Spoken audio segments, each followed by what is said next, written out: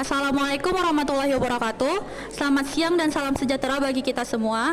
Yang pertama-tama yang kami hormati dosen pengampu mata kuliah Antropologi Budaya, Ibu Dr. Anda Maswita SHMSI PhD, dan juga teman-teman sekalian. Perkenalkan, saya moderator Nabila Tarisha dan juga rekan-rekan saya. Perkenalkan, nama saya Diza Aurelius Tanjung. Perkenalkan, nama saya Agea Sofiana Setion. Perkenalkan, nama saya Ariza Dinda Lestari. Perkenalkan, nama saya Listiara Rahab. Perkenalkan, nama saya Nabila Yustika.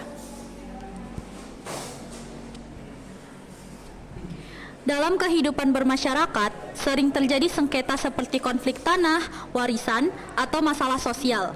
Penyelesaiannya dapat dilakukan melalui peradilan formal maupun non-formal. Di beberapa daerah, masyarakat lebih memilih peradilan non-formal karena dianggap lebih cepat, murah, dan sesuai dengan nilai adat serta budaya.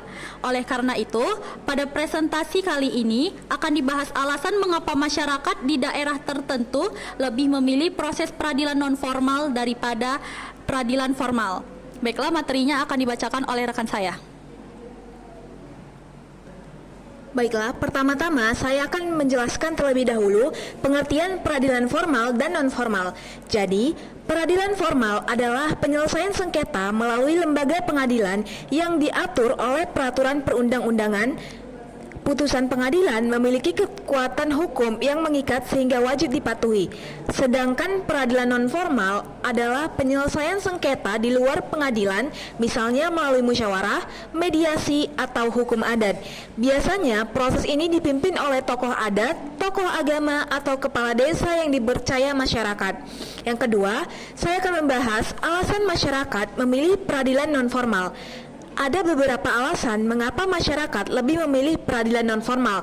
Pertama, biayanya lebih murah karena tidak memerlukan biaya pengacara maupun biaya pengadilan.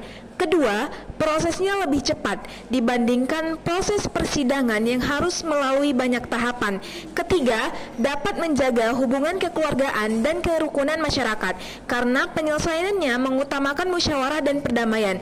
Keempat, pengaruh adat dan budaya masih sangat kuat di beberapa daerah, sehingga masyarakat lebih percaya kepada keputusan tokoh adat. Yang terakhir, ada sebagian masyarakat yang menganggap proses peradilan formal cukup rumit, memakan waktu lama, dan sulit dipahami.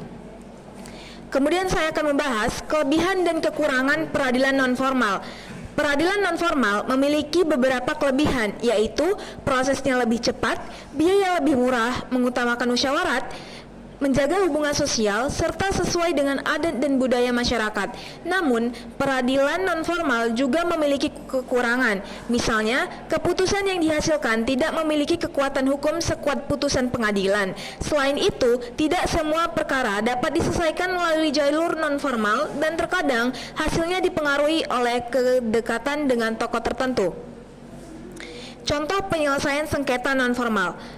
Contoh yang sering terjadi adalah sengketa tanah adat yang diselesaikan melalui musyawarah yang dipimpin oleh kepala adat. Selain itu, konflik keluarga, utang piutang, atau perselisihan antar warga juga sering diselesaikan melalui mediasi kepala desa. Dalam penyelesaian secara adat, sanksi yang diberikan biasanya berupa permintaan maaf, denda adat, atau kegiatan sosial yang bertujuan memulihkan hubungan baik antara pihak. Baiklah, kami akan membuka sesi tanya jawab. Nama saya Arifa Zahra, saya dari kelompok 4. Pertanyaan saya adalah, apakah rendahnya kepercayaan masyarakat terhadap sistem peradilan formal menjadi alasan meningkatnya penggunaan peradilan non-formal? Baiklah, saya akan menjawab pertanyaan dari Arifa Zahra. Apakah rendahnya kepercayaan masyarakat terhadap sistem peradilan formal menjadi alasan meningkatnya penggunaan peradilan non-formal? Rendahnya kepercayaan masyarakat terhadap peradilan formal menjadi salah satu alasan meningkatnya penggunaan peradilan non-formal benar adanya. Seperti yang sudah kami jelaskan di dalam materi kami, sebagian masyarakat menganggap proses peradilan formal berlangsung lama, membutuhkan biaya yang besar, dan terkadang belum memberikan kepastian hukum yang cepat.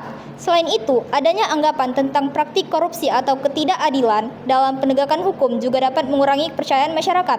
Akibatnya, masyarakat lebih memilih peradilan non-formal yang dianggap lebih sederhana, cepat, dan mengutamakan musyawarah. Perkenalkan, saya Tiara Sabila dari kelompok 7. Saya ingin bertanya kepada kelompok 3. Pertanyaan saya, di era modern, masyarakat memiliki akses yang lebih mudah terhadap peradilan formal.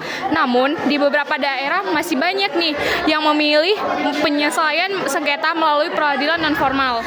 Menurut kalian, apakah peradilan non-formal masih relevan diterapkan di era modern sekarang? Coba tolong jelaskan alasannya. Saya akan menjawab pertanyaan dari Kak Tiara, yaitu di era modern masyarakat memiliki akses yang lebih mudah terhadap peradilan formal. Namun, di beberapa daerah masih banyak yang memilih menyelesaikan sengketa melalui peradilan non-formal. Menurut kalian, apakah peradilan non-formal masih relevan diterapkan di era modern? Jelaskan alasannya. Jawabannya yaitu peradilan non-formal masih relevan diterapkan di era modern, terutama untuk menyesuaikan sengketa yang masih bersifat ringan dan mengutamakan perdamaian seperti sengketa antar warga, masalah keluarga, atau perselisihan adat. Peradilan non-formal lebih menekankan musyawarah dan mufakat sehingga dapat menjaga hubungan baik antar pihak yang bersengketa.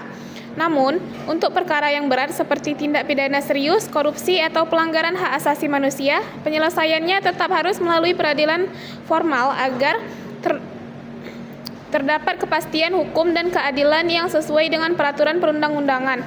Dengan demikian, peradilan non-formal masih relevan sebagai pelengkap, bukan pengganti peradilan formal.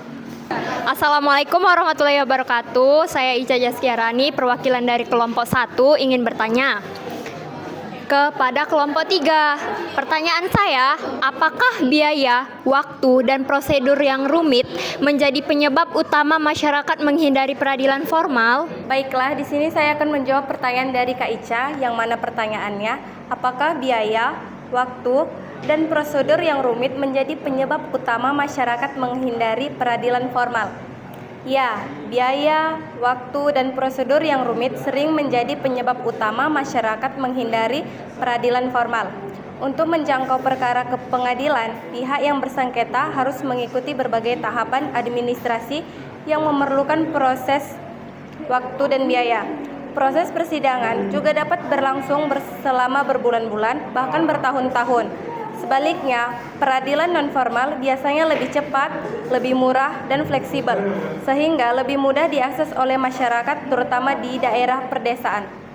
Pembahasan yang telah kami jelaskan dapat disimpulkan bahwa masyarakat di beberapa daerah lebih memilih peradilan non-formal karena prosesnya lebih cepat, lebih murah, sederhana, dan mampu menjaga hubungan sosial.